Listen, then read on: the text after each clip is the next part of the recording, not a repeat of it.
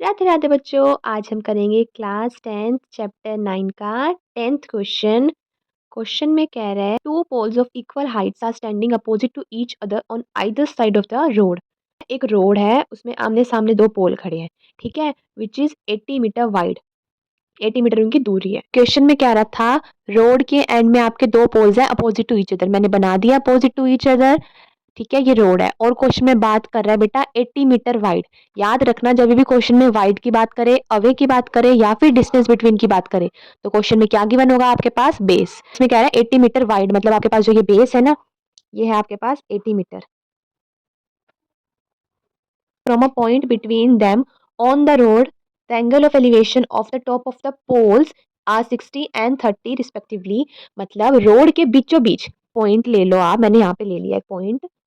From मतलब जहां से, और फ्रॉम में ही आता है एंगल, तो फ्रॉम मतलब यहाँ से बन रहा है तो फ्रॉम में ही आएगा एंगल। रोड के बीचों बीच कोई पॉइंट ले लो, वहां से एंगल ऑफ एलिवेशन बनेगा, एक बारी इस पोल पे और एक बारी इस पोल पे, एक बारी 30 और एक बारी 60।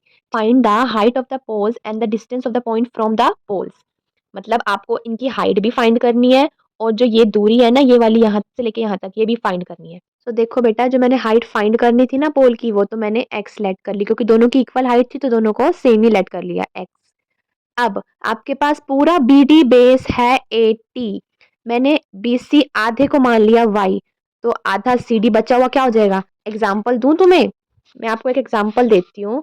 आपके पास पूरी लाइन है 30, ठीक है, यहाँ से लेके यहाँ तक आपके पास पूरी लाइन है 30। मुझे एक बात बताओ, अगर इतनी लाइन तुम्हें पता है कि ये 15 है या फिर 10 है, इतनी लाइन 10 है, तो ये आधी लाइन कैसे निकलेगी। टोटल में से पहले वाला माइनस करोगे, 30 में से अगर तुम 10 माइनस करोगे तो भी तो तुम्हारे पास बचा हुआ 20 निकलेगा। बचा हुआ 20 निकल गया, तभी तो पता था आपको टोटल 80 है, पहले वाला x है, तो बचा हुआ कैसे निकल जाएगा, टोटल में से पहले वाले को माइनस कर दो। सो ये y था, टोटल में से y को माइनस कर दो। तो ट्रायंगल सबसे पहले मैं लूंगी ए बी सी।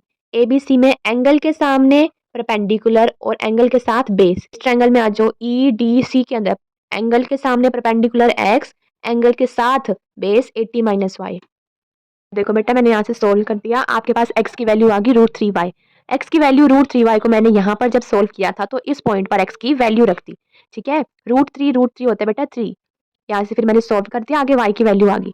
अब y की जो वैल्यू आई थी 20, वो मैंने यहाँ पे वापस पुट करके ये आ गई मेरी वैल्यू, ठीक है। अब देखो हाइट ऑफ द पोल क्या हो जाएगी 20 √3 metre. Distance of the points क्या हो जाएगा, दो डिस्टेंस है मेरे पास, एक BC मतलब जो y था वो तो 20 आ गया, और एक CD मतलब जो 80 माइनस वाई था, तो आपको वो भी करके दिखाना है 60। आपके 3 आंसर्स आ गए, ठीक है बेटा। इस क्वेश्चन में कोई भी डाउट हो आप कमेंट्स में पूछना, मैं आपका डाउट सॉल्व कर दूंगी।